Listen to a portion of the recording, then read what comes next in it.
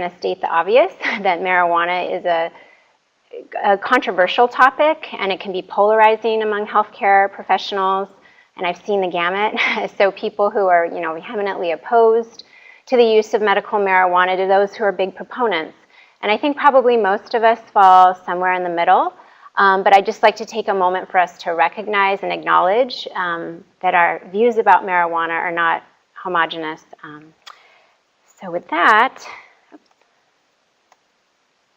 so the overall goal today is that you learn more about or reinforce your knowledge of marijuana so that you feel more comfortable and confident talking about it with patients. Because regardless of what your views may be, the use and acceptance of marijuana has increased in the U.S., and that means that its acceptance and use is increasing in our patients.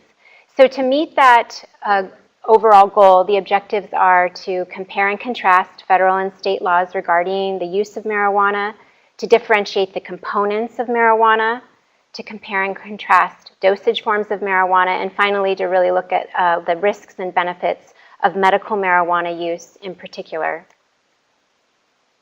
So before we get into some of the legislation regarding marijuana in the U.S., I think it's helpful to look at a history of marijuana.